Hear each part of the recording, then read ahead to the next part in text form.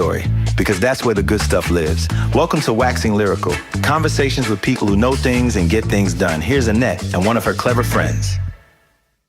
Annette Densham has made a career out of asking questions, the one that gets to the story underneath the story, because that's where the good stuff lives. I still haven't nailed the intro, Jo. Just after I sat there bragging to you about how I nailed the intro, I have not nailed the intro. My clever friend today is the amazing Jo Leveritt. So, Jo, have you been busy? Oh, Annette, we don't use that word anymore. Wash my mouth out with soap. Yeah, exactly. Yes. I suspect you might have said that intentionally.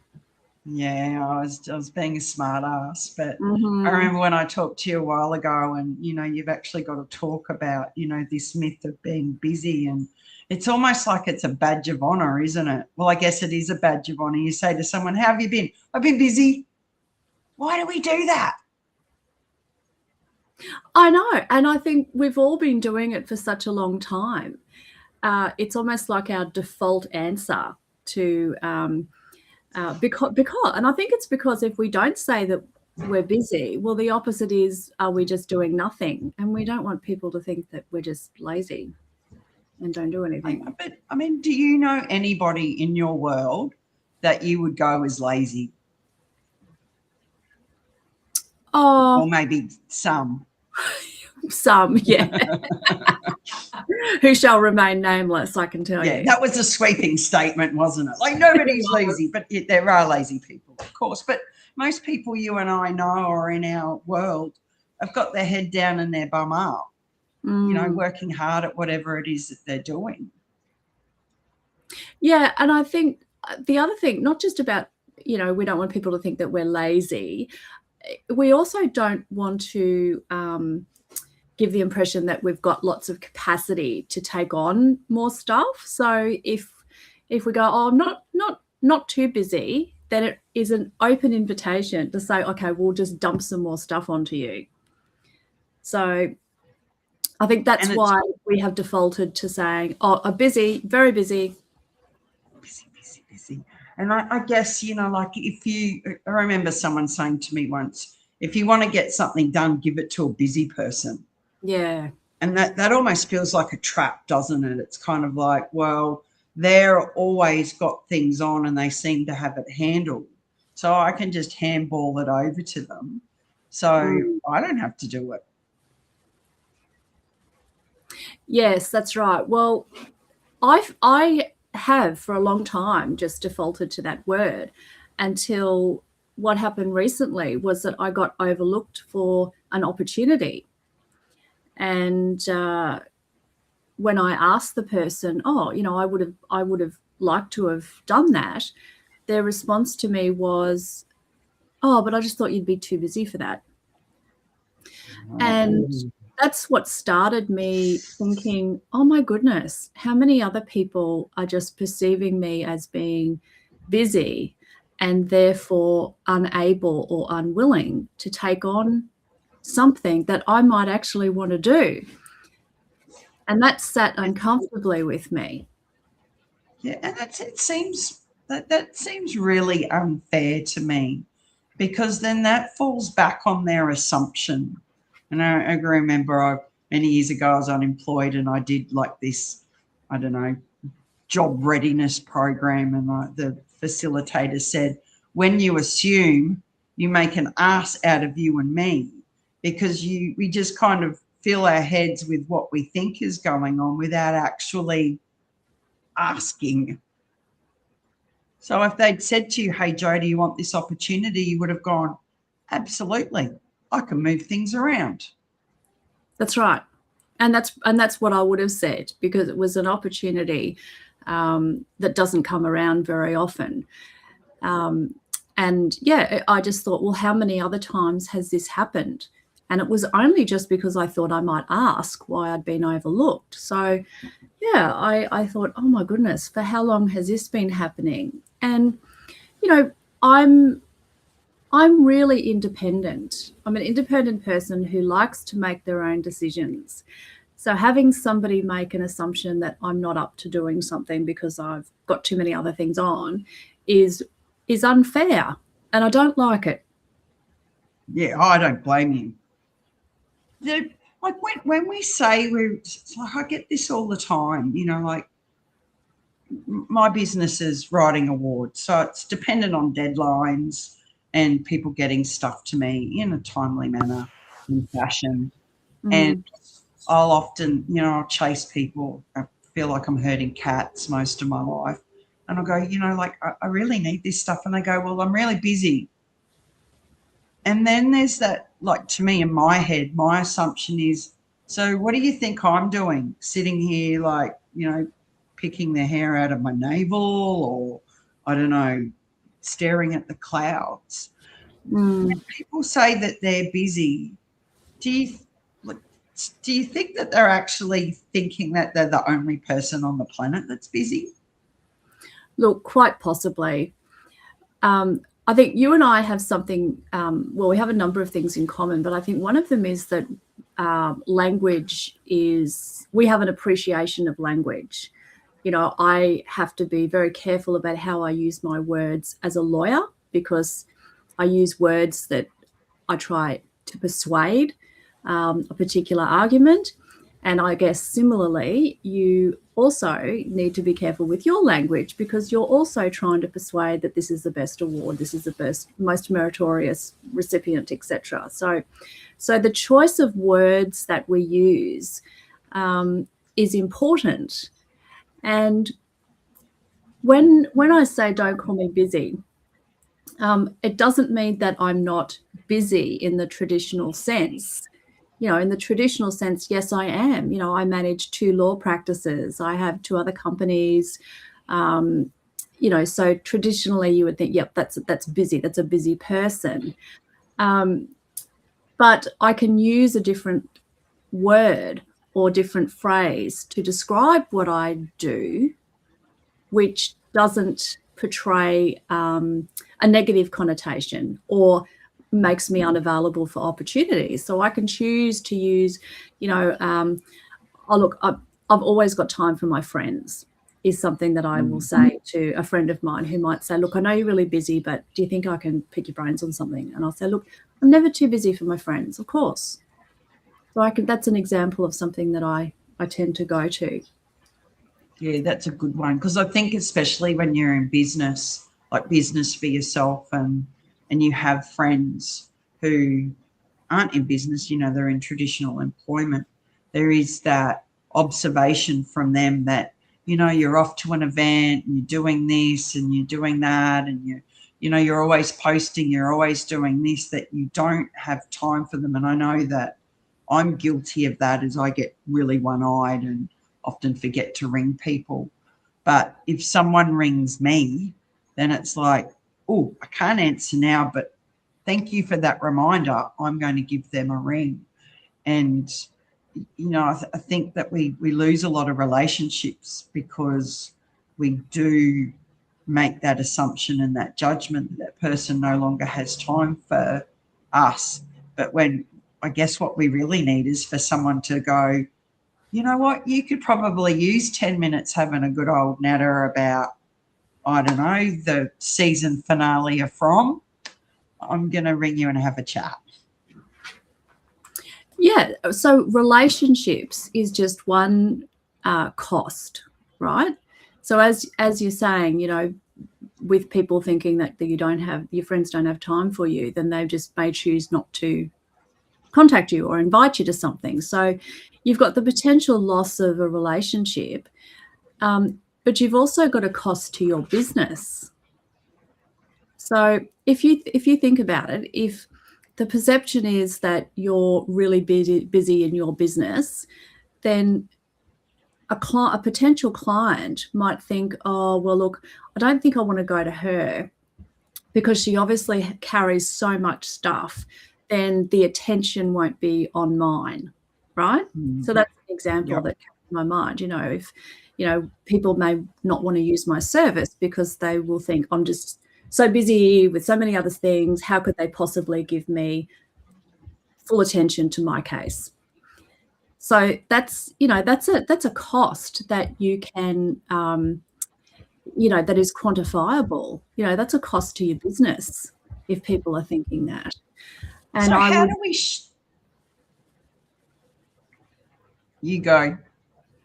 yeah, what I was just going to say, so it's more than relationships. It's potentially going to cost you business if people think that you're just too busy. Yeah. So how do we, or how do you, I mean, you can't speak on behalf of everybody. So how do you find that balance between, continuing to do what you do, fill your days with the work that lights you up and the work that helps people, but still give this perception to people that you have space to take on new work? Well, I've had to really think about that over the last few months, because it was that light bulb moment, as I was saying before, that someone had overlooked me for something. And I thought, okay, well, how do I shift the perception? So what I now do is I'll choose different language. So I want to give the impression that I'm hardworking, and I want to give the impression that I'm organized. So I'll use language that reflects that. And I am both of those things. And I also choose to fill my time with things that I like to do, that I have a passion for. And another thing is, sometimes I'll explain to people that I have capacity to do things because of the stage of life that I'm at. My children are now at university. It's just me and the dog. I have, more disposable hours available in my day than I did, when I was younger and I was raising the children and having to do school drop-offs and things. So I can contextualize how I use my time as well. And then finally, the other thing I thought was I also need to physically slow down, because I had a bad habit of, racing to things,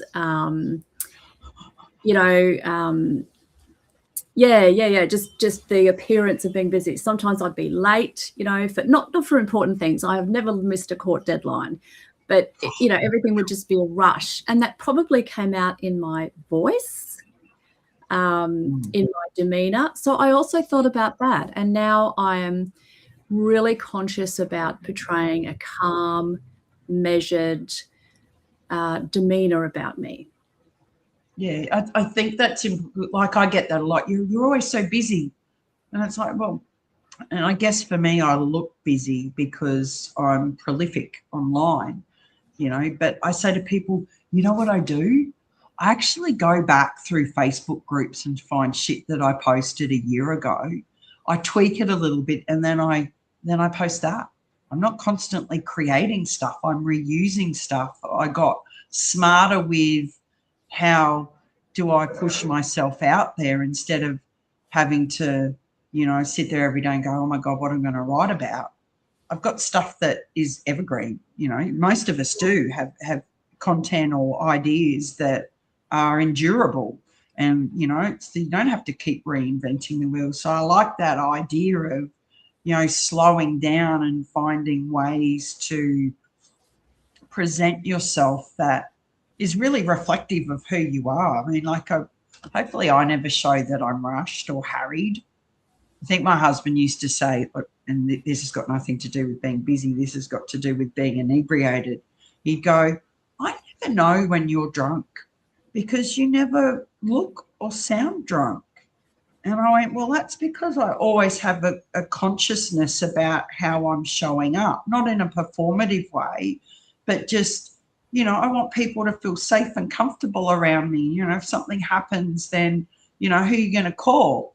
Annette will be there to help you because she's calm and she's thoughtful, and she, she doesn't get stressed about these things.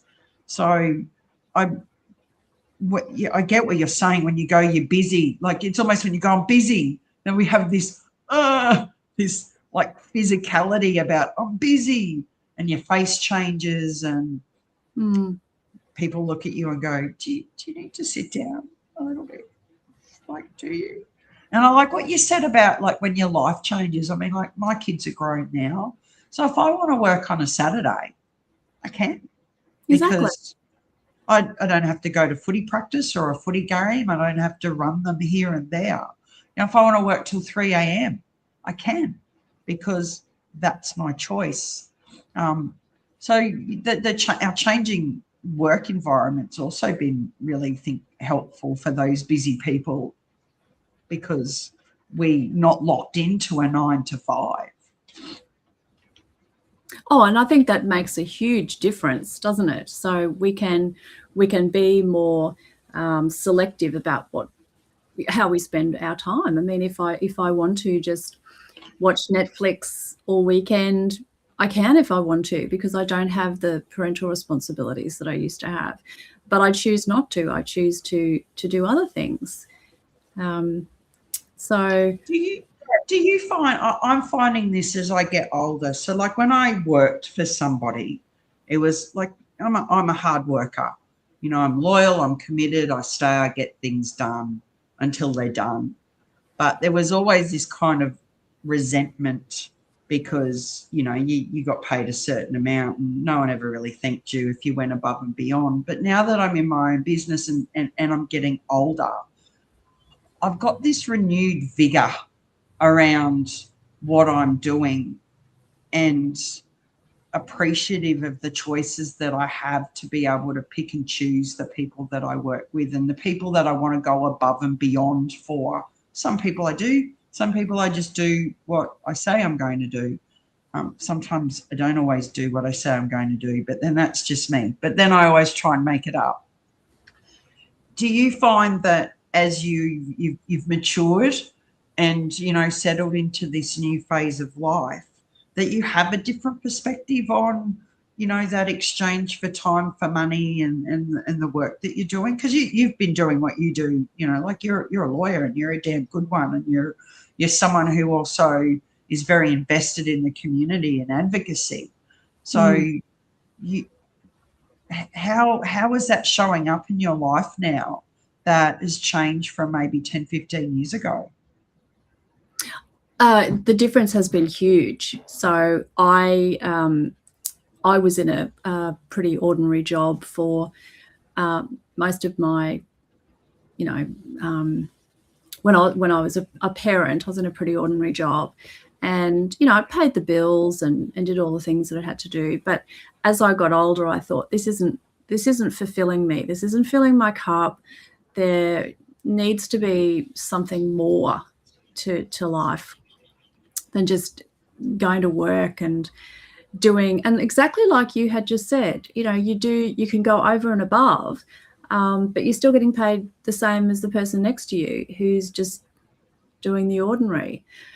And it was during COVID when I sort of had that, and I think like a lot of people in COVID, you have that time to think, you know, it's almost like, you know, your mortality becomes a bit more real. It's like, you know, this is a serious pandemic, and, you know, we're in lockdown, and that gives you time to think about your life. Well, it did for me anyway. It was a moment in time during COVID where I thought, you know, what am I going to do to make the most of my time here?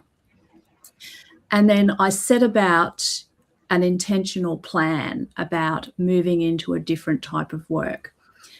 And, you know, because I'm in my 50s now, and I moved, I had to do it carefully because, you know, I'm a little bit risk averse. So I had to think about giving a different type of work a go before letting go of the other one. So it was a bit of a transition period. But anyway, I am now self-employed and absolutely love it. I don't think I could ever go back to being an employee and reporting to somebody.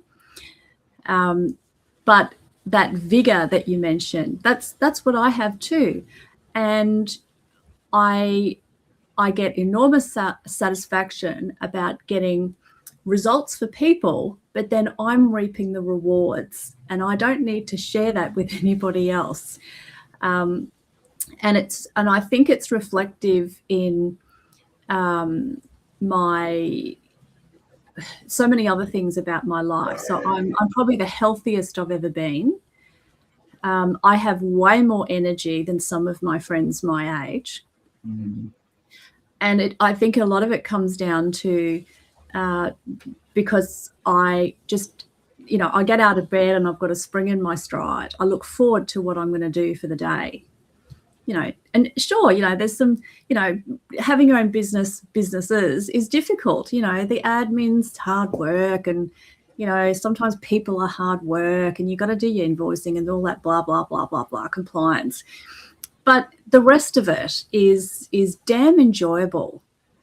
But I guess that's life, isn't it? Like there's this expectation that, everything's sunshine and rainbows. But, life is never, ever going to be, like even if someone came with a magic wand tomorrow and went, poverty's gone, our education system's fixed, everyone's got a house, everyone's got food, everyone's got equal pay, like blah, blah, blah. We're still human beings, and we're still going to have the good and the bad.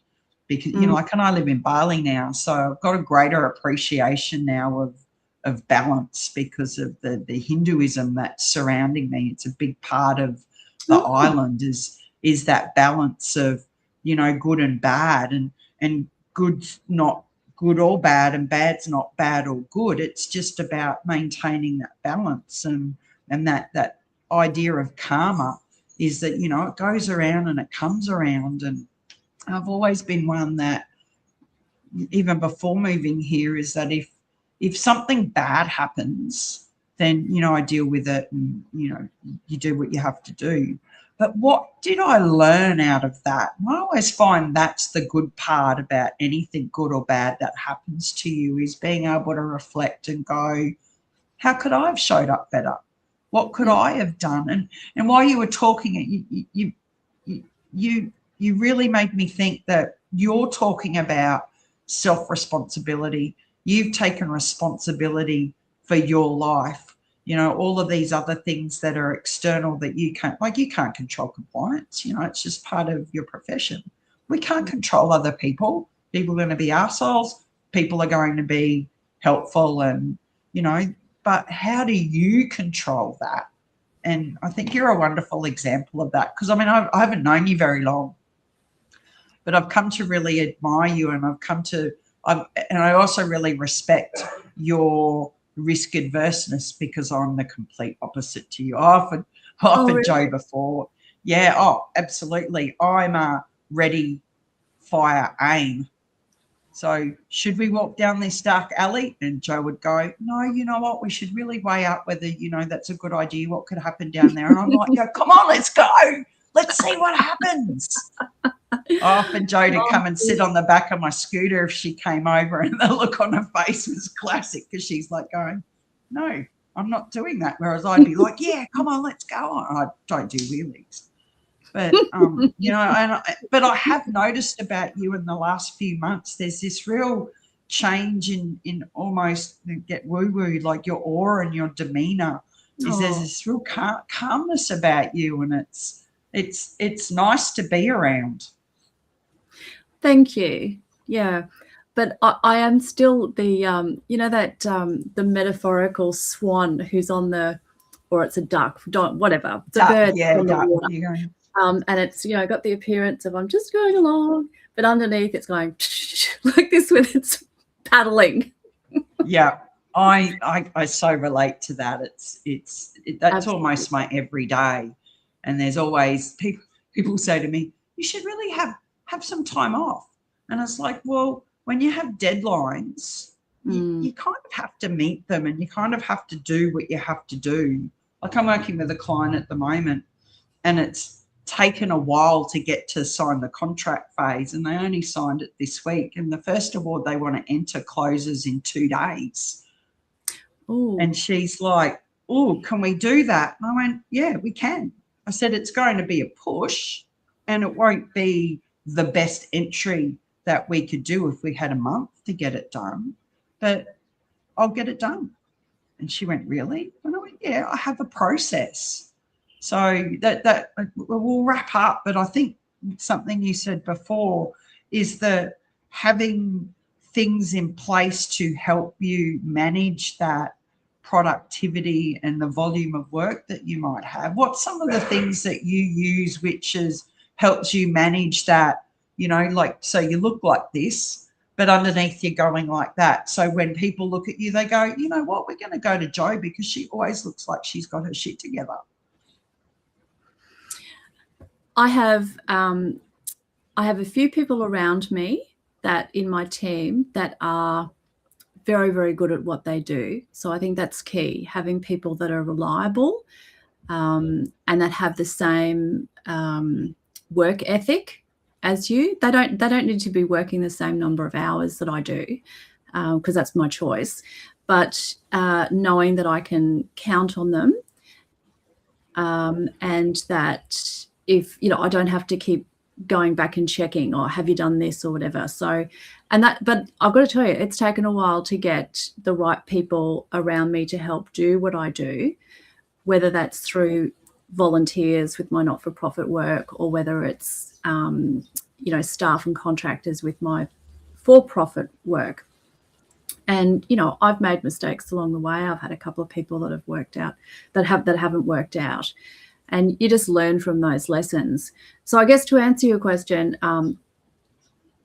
having the right people around you doing the tasks that they can do better than you.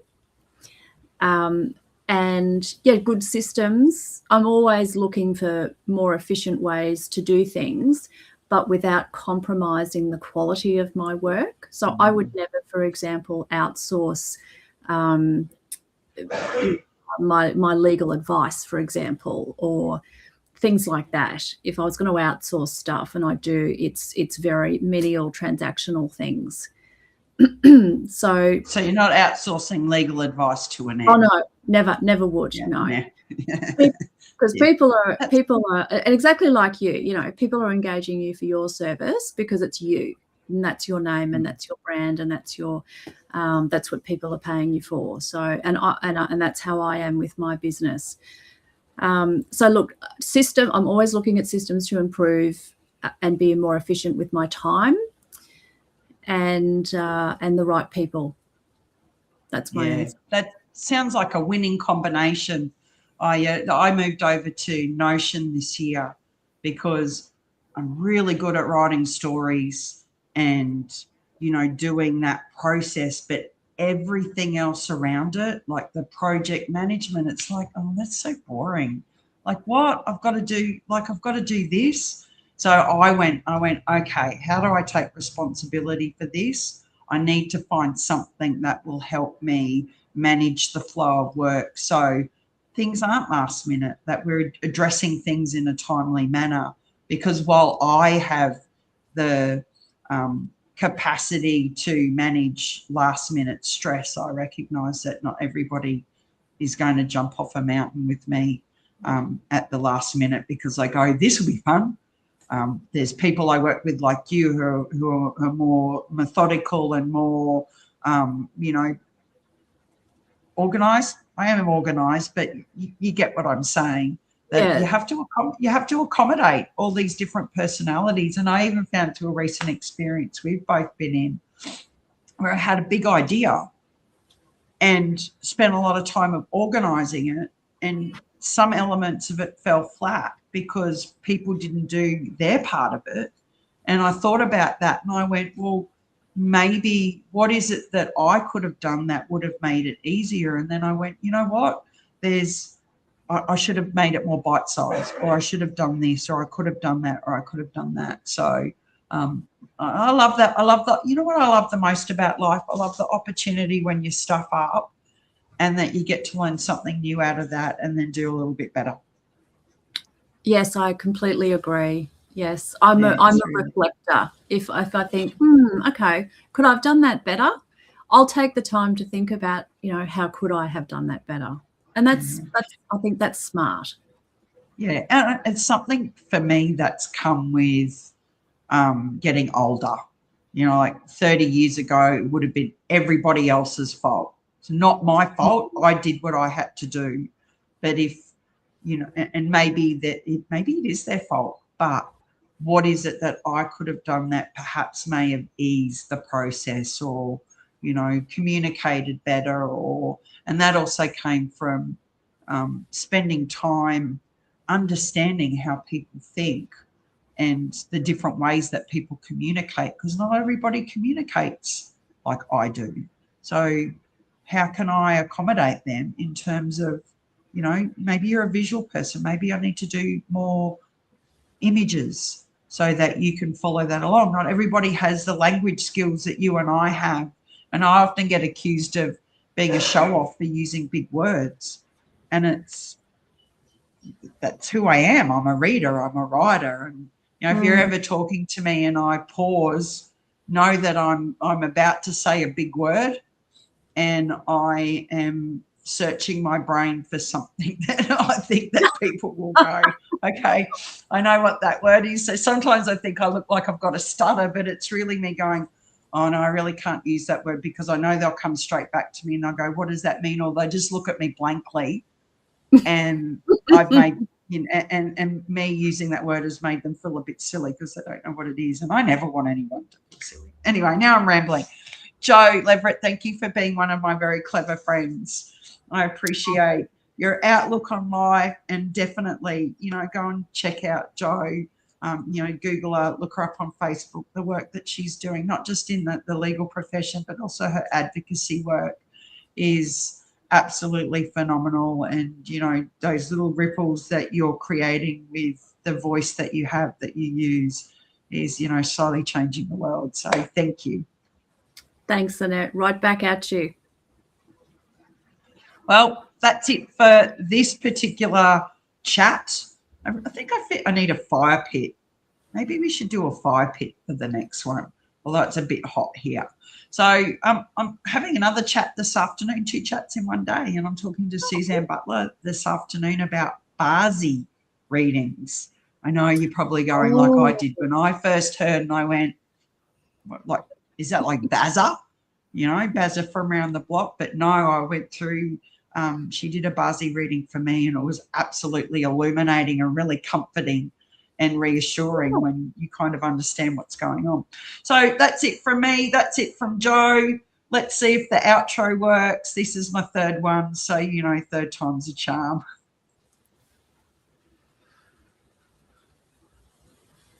Okay, I'm going to say that didn't work, but, you know, that's okay. Back to the drawing board. We'll see you next time on Waxing Lyrical.